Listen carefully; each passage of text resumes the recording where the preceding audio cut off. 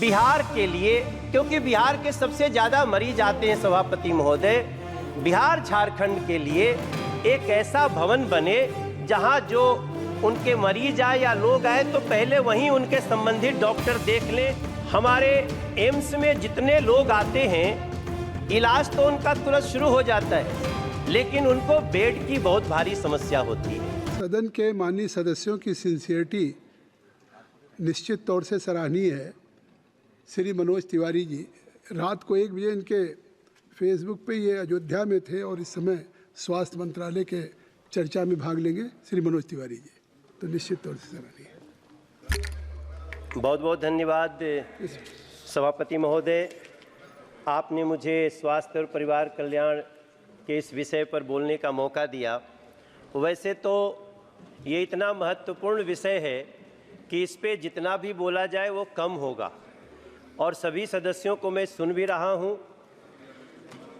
आदरणीय सभापति महोदय, इस देश के लोगों को बहुत खुशी है कि नरेंद्र मोदी सरकार लगातार स्वास्थ्य के बजट में वृद्धि कर रही है। इस बार भी कई लोगों की बातचीत में आया है कि जो स्वास्थ्य का बजट पिछली बार 80,517 करोड़ था, अब वो 90,958 करोड़ का बजट है। सभापति महोदय, ये बताता है कि सरकार स्वास्थ्य को लेकर के कितनी गंभीर है।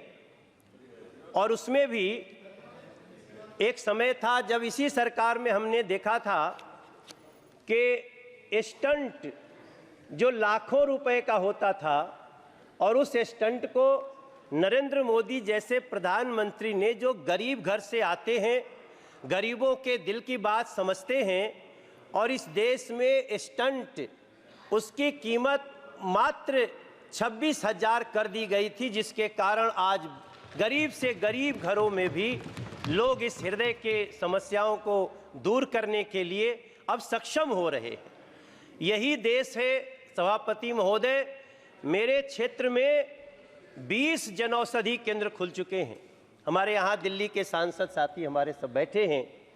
दिल्ली में जनौषधि केंद्र के खुलने से जो दवाई 600 रुपये में एक पत्ता मिलती थी, वही दवाई लगभग 60 रुपये में मिल जाती है, मात्र 60 रुपये में। और इस बजट में वैसे तो बहुत सारी बातें हैं, लेकिन एक ऐसा प्रावधान किया गया है जिसने खुशी के आंसू लाए हैं उन लोगों के मन में, उनके आंखों में, जो लोग कैंसर से पीड़ित होते थे या उनके परिवार के लोग कैंसर से पीड़ित होते थे। मुझे लगता है चाहे ये ट्रेजरी बेंच हो, चाहे वो सामने का बेंच हो, सभी लोग इसको अप्रिशिएट कर रहे हैं कि अब कैंसर की 3 महत्वपूर्ण दवाइयां, जिनमें लोगों को इतना बड़ा खर्चा होता था कि कई बार तो गरीब परिवार के लोग हिम्मत तोड़ देते थे, आज तीनों दवाइयों को इस बजट में कस्टम के शुल्क से मुक्त किया गया है और उसका बहुत ही आसान इलाज हो गया है। मैं अपनी बात को बहुत लंबा नहीं करूंगा सभापति महोदय। मैं एम्स का गवर्निंग बॉडी का मेंबर हूं और मैं पिछले 4 साल से उसके साथ काम कर रहा हूं। मुझे लगातार लोगों के जो कॉल्स आते हैं, लोग जैसे परेशान होकर आते हैं, तो मैं 2 सुझाव देना चाहता हूं इस बजट के मार्फत।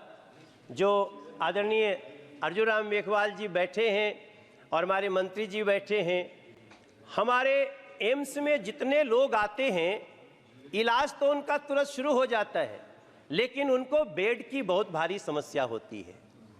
इसके तहत जो लोग उनको लेके आते हैं, जिसका इलाज शुरू हो गया, वो सड़कों पे सोते हैं सभापति महोदय।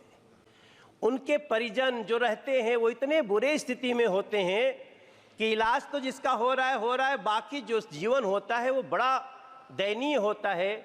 मेरी प्रार्थना है, दिल्ली में हम सब कोशिश करेंगे कि हम डीडीए के मार्फत जगह दिलाएं बिहार के लिए, क्योंकि बिहार के सबसे ज़्यादा मरीज आते हैं सभापति महोदय।